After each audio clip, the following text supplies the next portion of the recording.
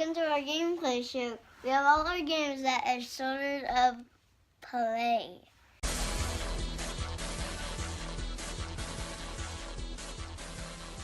So we got Turbo Duo and a half here on our way to Level 1 Games at the Danbury Fair, which I don't know if that's a mall or an actual fair, because it is fair season. But we got Mini Me, and then we got really big me. There you are. And we are on an adventure to catch a new retro game store, so we'll see what happens.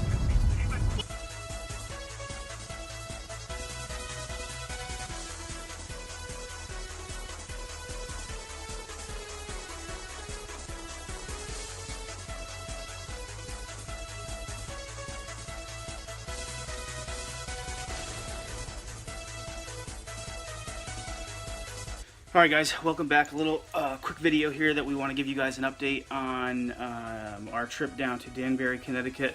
Me and the little guy actually went down and checked out a couple of places. We were heading there for a wedding, and so of course I just wanted to Google and say, are there any retro game places around here? And of course there are. So if anybody knows Connecticut, I live on the eastern side of Connecticut. Danbury is almost close to New York, so it's about an hour and a half, almost an hour, 40-minute drive just to get there. So it's quite far a ways away, and I've never been there before. So we actually got a pretty decent amount of things. We checked out a couple stores, two stores. One was Gambit, which is in Danbury, and sort of like a strip mall type of location. Yeah. And then we went to Level 1 Gaming, right? Yeah, Level 1 Gaming. Which was in the mall. Yeah, it was in the mall, and then we saw the train. Yeah. Level 1 Gaming, there's 2 floors. There's 2 levels in the mall. So where do you think they're going to be? On the first floor? They're on the first floor. They're on the second level. So go figure. But really cool places. First, I'll start with Gaming Gambit, more of a board game / comic books / Magic the Gathering type of place, but they've got an entire wall dedicated to just games. So pretty neat little place. We checked it out. It was a lot of fun. Sal found a Pickle Rick there, right? You big Pickle Rick. You love Pickle Rick. Yeah.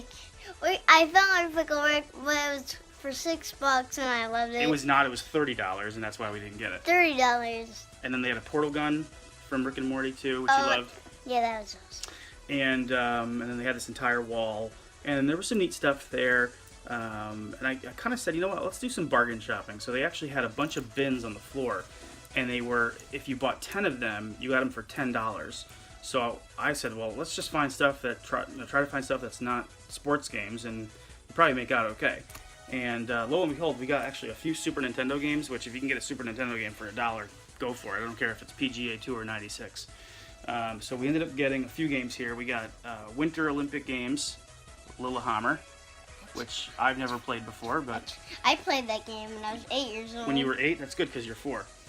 And then fun game, WrestleMania, the arcade game. I know Uncle Trenton will absolutely love that. So I used to play the game when I was 5 years old. Yep. So for $1, got to go for it. I'd buy that for $1. And then a game that I've heard a lot of good things about.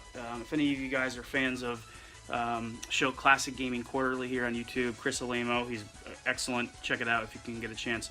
But he really likes this game. He talked about it in his Super Nintendo launch, or I think it was the launch. I could be wrong, but that's Baseball Simulator 1. I think it's 1000. I used to play that when I was 9 years old. Right, which now you're growing. That's good. It looks like a fun little baseball game, so we're gonna check that out. And then a bunch of Game Boy games. I'm not going to go through everything, but just a few of the noteworthy ones. Donald Duck, you want to show the people? Donald Duck Going Quackers. I'm sure it's kind of like a side-scrolling type of Disney game. We kind of mentioned side-scrolling Disney games in our last video. And the reason why I love them is because of stuff like this. Now, this we didn't get there at the show, but Castle of Illusion with Mickey Mouse. This is the Master System version, and just a lot of fun side-scrolling platforming done at its best. So we'll check that out, and then just another one here, another one for Uncle Trenton. What's that?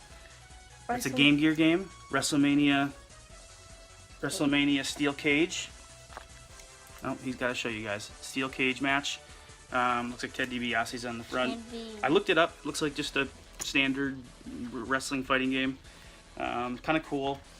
And then, so is that it? So that's most of what we got at Gaming Gambit. And then we went to Level 1 Games, totally dedicated to video games. In fact, they're going to be breaking down the store this weekend, and or this past weekend, and then they're going to be opening up a new store. I guess they're getting a lot more space, and he said they're going to get a lot more stuff. So if you guys are in the area, in the Danbury Fair Mall area, stop by. I guess they're going to have a brand new store. I can't wait to go out and see it again and see what they did. But we got a few things there, a few cool things, and then going with the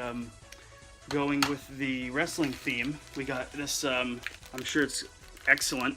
WrestleMania, so you can see that insignia there.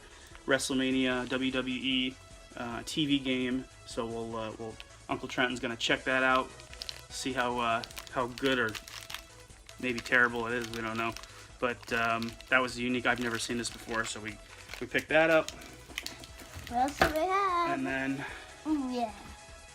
we love the 32X here on the Turbo Duo, and so we picked up 32X, bro. That's right. We picked up BC Racers. You can see that. Sorry about the glare, guys. BC Racers right there. So neat little sort of Mario Kart clone. If you've ever played the original Mario Kart, this was kind of aping it. And I guess neat little game. I've never played it, but another cool little pickup there. And then a game that I've been trying to hunt down for a while. I've talked about this in our last video. The Master System games, those are kind of special to me. I grew up with it.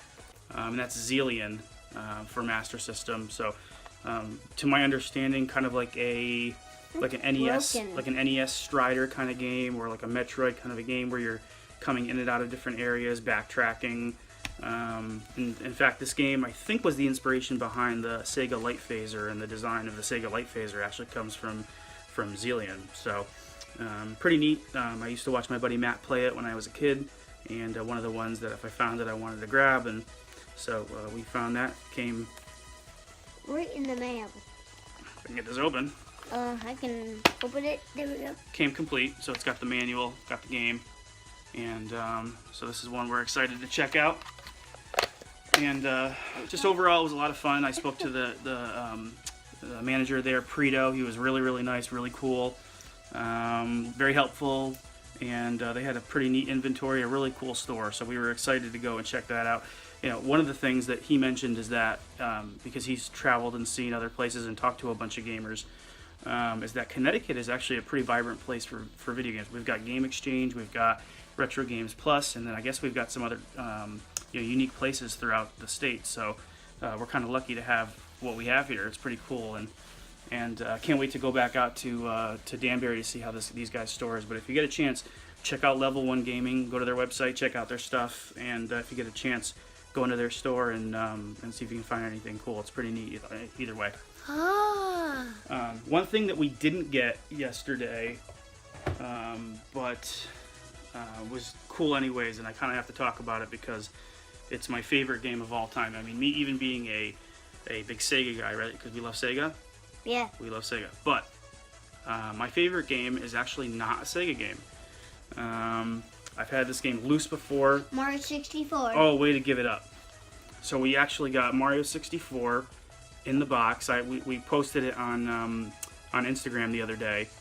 But one of those games where, I mean, talk about the evolution and totally changing everything for the future. For those of you guys that are maybe a little bit younger, there you go. Mario 64 totally changed the game when it came to, I mean, obviously the third dimension, but controls and how to really control a character in three dimensions. Mario 64 was the first one that really did it well, and it was just, playing that for the first time was just unbelievable experience where you just couldn't believe what you were seeing on the screen, and when you held the controller, it was amazing to see this character move in action. It was something purely surreal. So we were down at Retro Games Plus, our local place in Newington. These guys are great, and they had a full in-box copy, and I just couldn't pass it up. So we picked that up the other day. Technically not part of our pickups yesterday, but still a really cool thing, and I'm really happy to have this in the Turbo Duo collection here. So that's about it. Anything else, Sal, from our day yesterday that was fun? Yeah. Yeah, what else? Strong. I guess not. So, anyways, you guys have a good day. I hope you guys are doing well. We didn't do the Power Rangers Game Boy Advance game, but I think we're gonna be okay. All right, maybe we can talk about that one next time. That's it, guys. So have a great rest of the day. Thanks for watching, and stay tuned for more. We'll see you soon. Click the subscribe button down there and ring the bell. That's right. Like it, subscribe. You are so well trained. I love you. All right, guys. See you soon.